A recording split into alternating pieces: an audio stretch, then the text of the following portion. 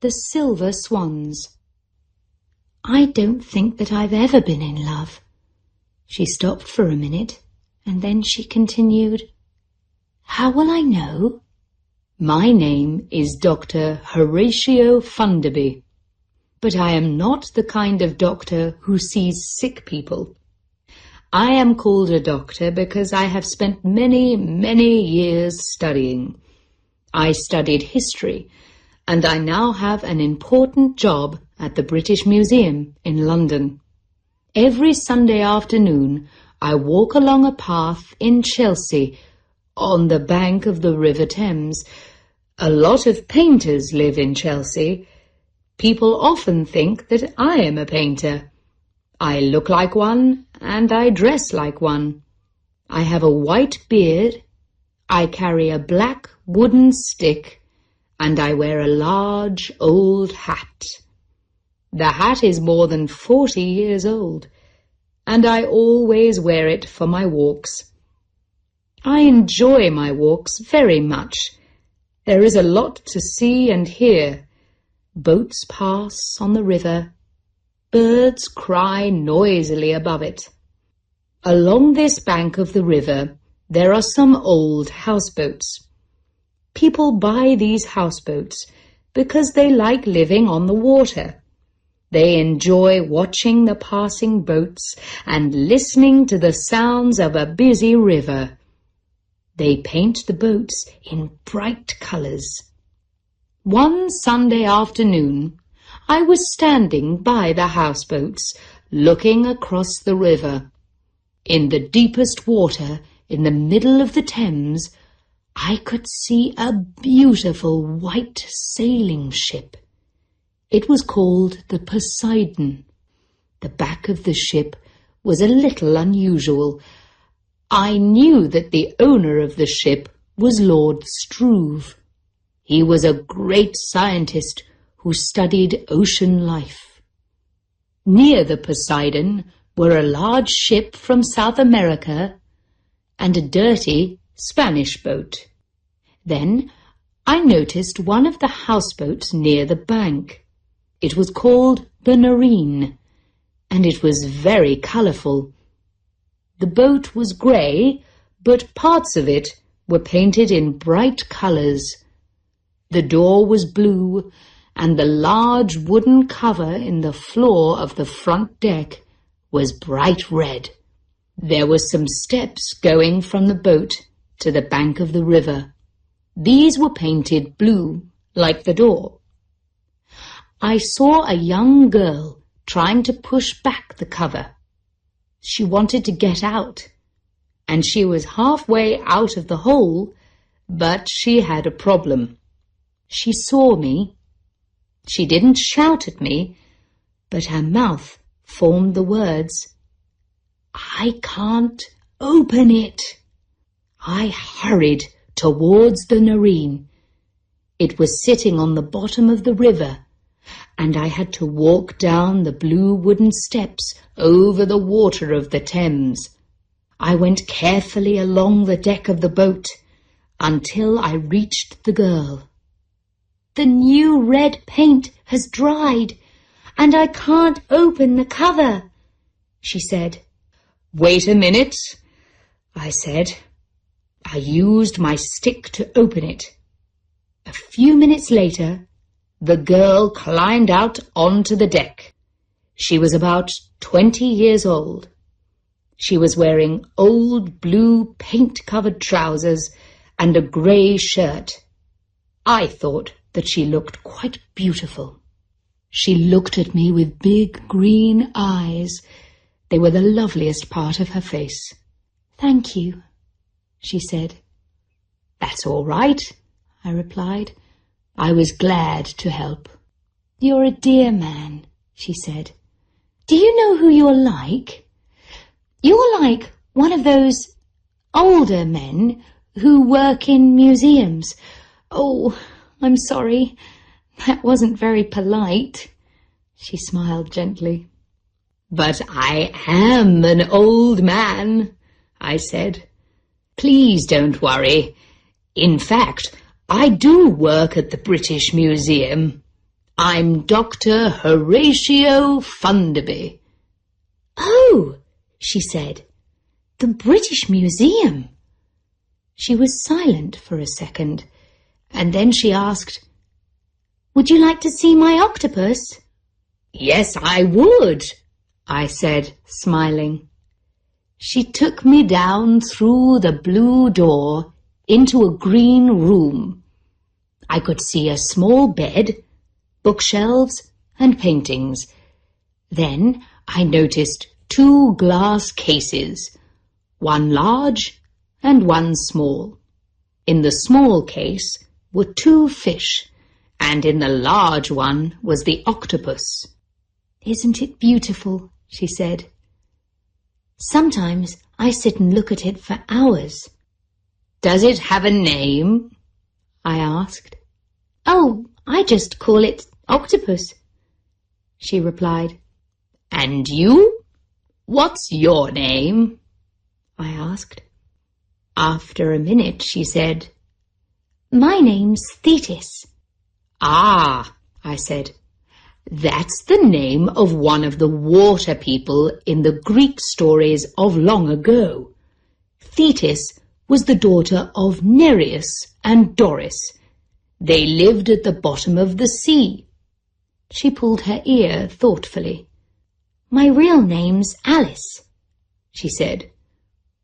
"I call myself Thetis because I'd like to live at the bottom of the ocean." When she said this, I could understand the reason for her green room. It was quite dark in the room. The only lights were the ones that lit the glass cases. The paintings on the wall were in blues and greens, and showed fish and other underwater animals.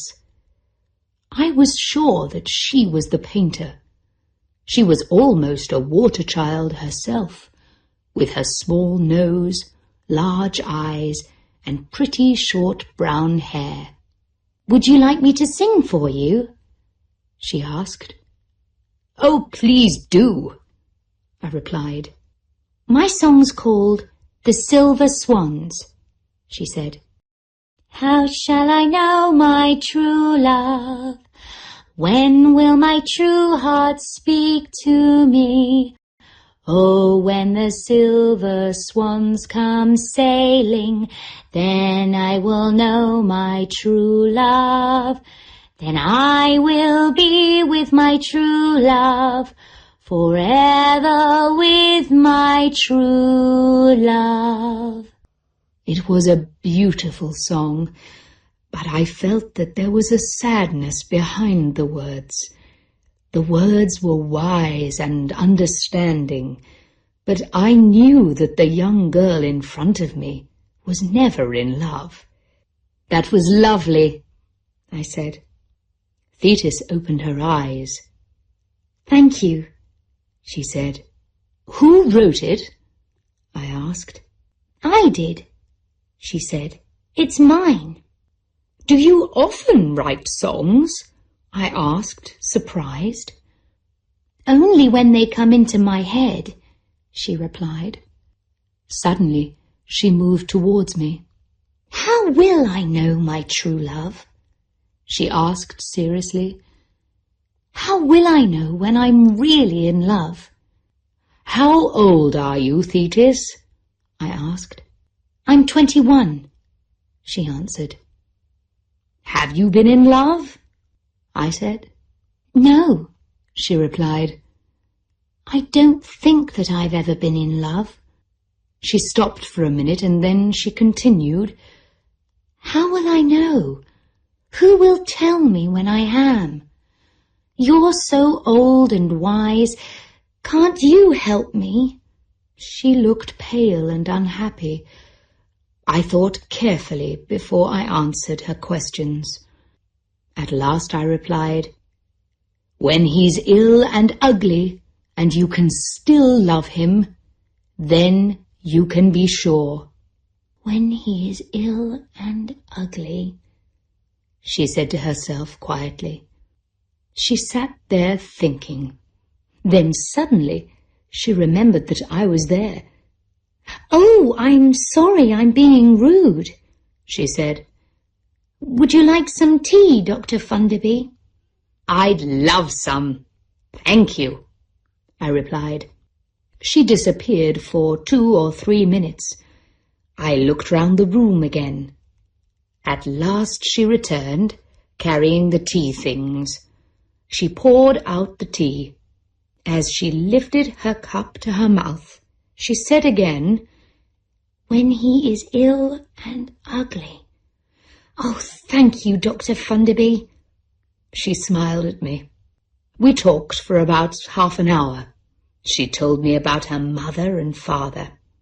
They also lived in London, but she wanted to live alone on this houseboat. She loved it because it was on the water.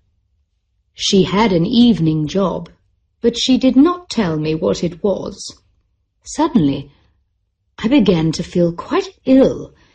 I wasn't sure why, but before I could decide, Thetis asked, "Would you like to go out on deck?" There was not much room at the back of the boat, but it was enough for the 2 of us. Then I saw with surprise that there was water all round the boat now. 4 dirty white swans went past us. Their feathers were dirty with oil from the river, and their eyes looked very unfriendly. Thetis looked at them. I said, smiling, "Perhaps they're the silver swans in your song. Perhaps you're going to meet your true love." She only said, "These swans are a dirty grey silver." Then a small wooden boat came up to us. There was a tall, strong man in the boat. He looked about 35 years old. He was wearing a blue sailing shirt and dark blue trousers. He had black hair, a beard, and bright blue eyes. "Hello!" he shouted, and his white teeth shone against his dark beard. "Have you some cotton to mend my trousers? I caught them on a piece of wood." "Yes, of course," Thetis called back. "If you climb up here, I'll mend them for you." The sailor laughed. "I'll do it. I can't tell you where they're caught," he said. "Oh, I understand," Thetis said, smiling. Then she went to find the cotton. When she returned, she put it carefully in a piece of cloth. Then she threw the cloth into the boat. The sailor caught it. "Clever child," he said. "Thanks very much. I'll be quick." He moved the boat away and then tied it up next to another boat.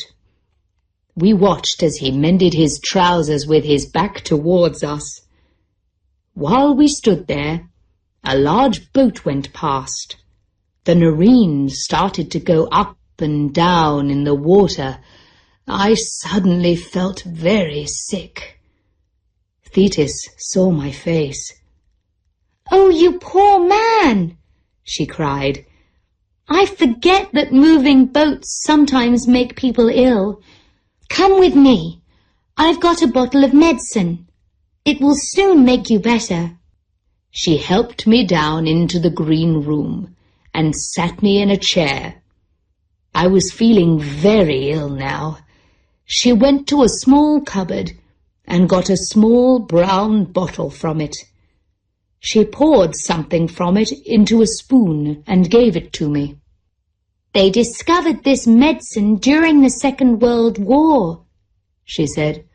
"Some of the sailors suffered badly in storms or when the sea was rough. You'll feel fine in a few minutes. Just sit there quietly." She went out on deck. I heard her shout to the man in the boat. "Hello again. What's your name?" "Hadley. Richard Hadley," he called back. "What's yours?" I've heard that name before, I thought. but I can't remember where. "Thetis," she replied. There was silence for a minute. Then he said, "Oh, that's the name of the daughter of Nereus and Doris in the old Greek stories. They lived at the bottom of the sea." He was silent again. Then I heard him call, "Where's your father?" "He isn't my father," Thetis said. "He's an old man who's visiting me. He's feeling sick, so I've given him some medicine." I heard the laugh in the sailor's voice as he shouted, "What? Sick? On that old houseboat? It's like dry land on there." Another boat passed, and the Nerine suddenly moved up and down again. But the medicine was beginning to work. "It isn't an old boat," Thetis said seriously. "It's my home, and it does move up and down a lot sometimes. You need a strong stomach." "Oh, yes, I'm sure that you do," he said. But I knew from his voice that he didn't really believe her. "Really, it's true," she continued. "Perhaps even you'll get sick one day." The sailor laughed loudly. "Who? Me? Listen, child, I've sailed every ocean and sea in the world, and in all sorts of weather, and I haven't been sick yet," I heard Thetis say. "There's always a first time. Would you like to try?" "Tell me when it gets really rough," he said. I heard his boat touch against the Nerine as he continued. "You're not as young as I thought. I'm sorry that I called you a child. Perhaps I'll try your boat sometime. Well, thanks again for the cotton." At last I began to feel better. When I went up on deck, Thetis was looking out across the river. She was watching the sailor as he went out towards the lovely white ship. "Oh," she said, "you're better." "Yes," I said. "Good," she said. "That medicine always works." Then she added, "He said some very unkind things, didn't he?" I started to say, "But wasn't he beautiful?" she continued dreamily. "The Silver Swans." "He's very ill, isn't he, Dr. Funderby? And I love him even more than when he's well." I did not see my friend for some weeks. Then, on a rainy Sunday, as I walked past the houseboats, somebody called my name. "Dr. Funderby! Dr. Funderby!" I turned round. Thetis was running up the steps from the Nerine. She ran to me and said, "Dr. Funderby, what shall I do? My octopus has eaten one of his arms." I replied, "They often do that when people keep them, even when they feed them very well." "Oh," she said, "thanks for telling me that. I feel much better now."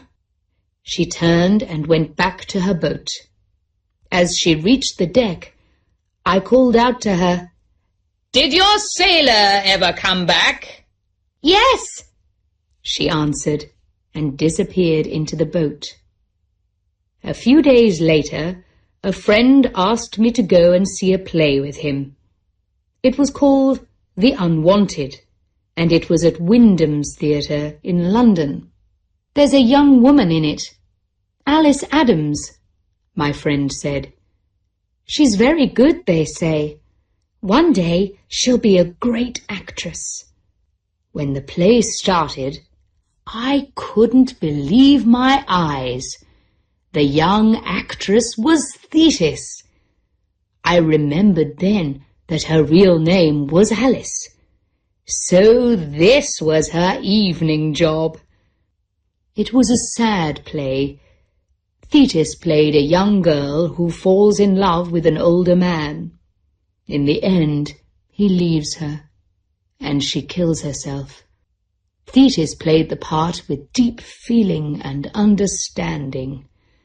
It seemed to me almost that she was the poor girl.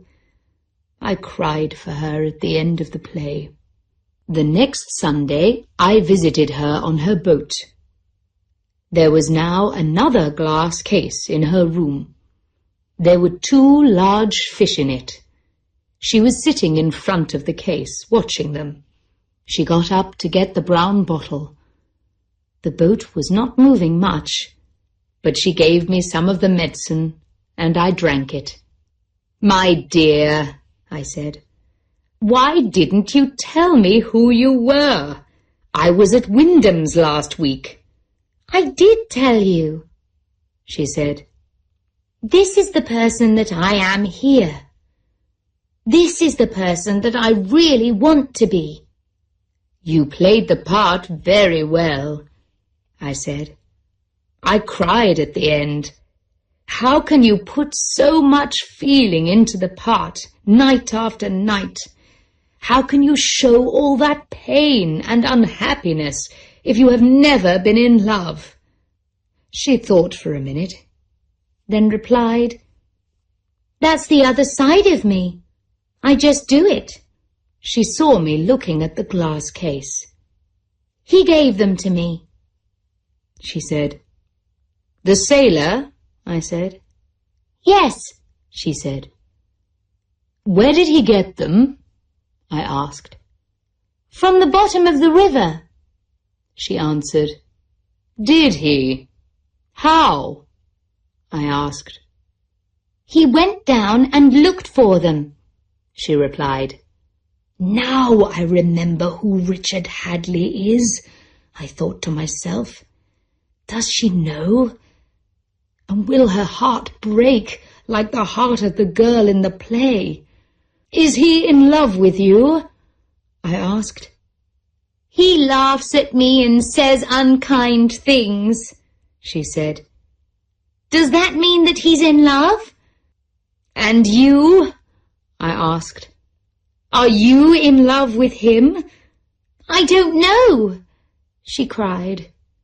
"I don't know, I don't know. Oh, Dr. Funderby, I hate being young." She put her head on my shoulder and started to cry. I tried to find the words to make her better. The next Sunday I went for my usual walk. It was very windy and the river was rough. When I saw the Nerine, she was moving from side to side. Thinking of Thetis, I hurried towards the boat. Her room was small, and the glass cases were not safe in bad weather. I noticed that the blue door was open, so I quickly went down the steps. When I reached the last step, I heard a deep cry from Thetis's room. I was afraid for her, and I hurried in. Richard Hadley was lying on the bed. He was very sick. Thetis was sitting on the side of the bed, holding his head in one of her arms. His skin was a grey colour, and his face was pale.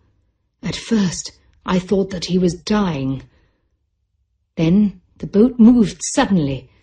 I understood then why he was like this. "Thetis!" I cried. "The medicine! Quickly! Where is it?" "Oh!" cried the unhappy man. "Go away, both of you, and leave me to die alone." "I love him," Thetis said, happily holding his poor head in her arms. "Oh, now I know that I love him. He's very ill, isn't he, Dr. Funderby? And I love him even more than when he's well." I went to the cupboard where Thetis kept the brown bottle of medicine. It was locked. I looked at Thetis. She looked sad. "He refuses to say that he'll marry me," she said. Then she added, looking down at him, "I don't mind being a poor sailor's wife. When you sail away, I'll come with you. We can sail round the world together." I almost laughed at her words. Thetis had no idea about a sailor's life, and she had no idea who Richard Hadley was. The unhappy, weak man cried out, all right, I'll marry you. I'll do anything if you'll just go away. Please leave me to die." I was beginning to feel very ill myself, so I cried, "Thetis, you cold-hearted girl, give me the key now. How can you leave him to suffer? How can you do this to the man that you love?" She untied a piece of blue cloth from around her neck. The key was on it. She looked at the floor as she gave it to me. I knew that she was sorry now. As I opened the cupboard, I heard her say quietly, "He sailed on every ocean and sea, in all sorts of weather." I took some of the medicine. Then I gave some to the great ocean scientist, Richard Hadley, Lord Struve. Thetis looked at me. "Will you come to our wedding, Dr. Funderby?" she asked. I was still feeling sick, and I was not happy with her, so I replied, "If he marries you after this suffering, he's crazy." Lord Struve probably suddenly felt better because he sat up. He said, "I'm glad that you said that, Dr. Funderby. Promises don't mean anything when they are made in ill health." "But you wanted to come onto the Nerine in this weather," she said sadly. The colour was returning to his face. "I came for a good reason. I love you, and I wanted to tell you that," he said. "So why didn't you tell me?" Thetis asked simply. For a minute, he did not know what to say. Then he said suddenly, "Because I felt ill. Now listen, Thetis, if you're going to marry me, you must know 2 things. You must know who I am. You must know what I do." "They don't matter," Thetis replied. "I love you." I was feeling better, so I said, "And you're acting?" Lord Struve looked at me in surprise. "Who's acting?" he asked. "This is Alice Adams," I cried. "She's been in the play The Unwanted at Wyndham's for the last 2 years. He looked at her. "This child?" he said. "She is a child, isn't she?" Thetis moved her head in a silent yes. But I said, "She's England's best young actress, and she's 21. He stood up. "Yes," he cried, "I remember reading something a long time ago. I've just come back from the Galapagos," he continued. "I haven't heard anything about England for nearly 2 years. Thetis jumped up and ran to him. "Oh, please take me there," she said in an excited voice. "All my life I've wanted to go to the Galapagos. Can sailors take their wives with them when they go?" Lord Struve cried, "I'm not a sailor, Thetis. I'm a—" He stopped. He found it difficult to say. "I'm a lord," he started again. "I'm a kind of ocean scientist. I do a lot of my work underwater.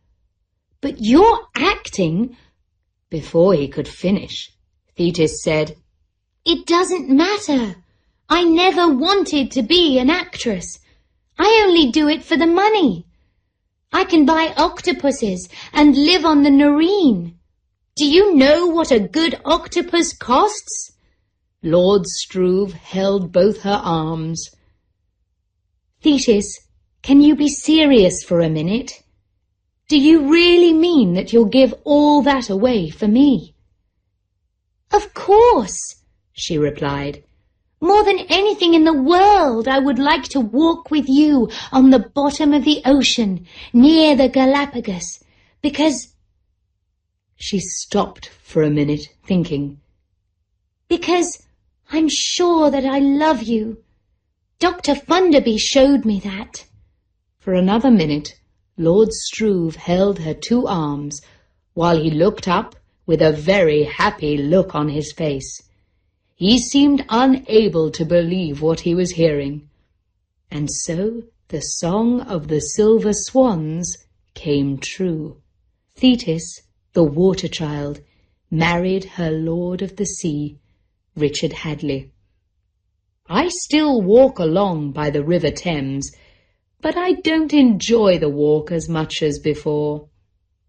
Lord Struve, his wife, and her octopus have gone away to a beautiful island in the Pacific Ocean. There they work together with the wonderful undersea plants and animals around them. A family have bought the Nerine, and they have painted her a dark brown colour.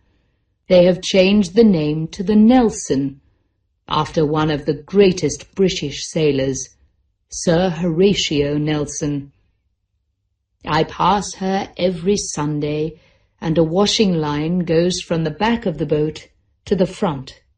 It is filled with washing, the clothes of small children, and I think as I go past, do they have strong stomachs like Thetis, or did she give them the name of that wonderful medicine in the brown bottle?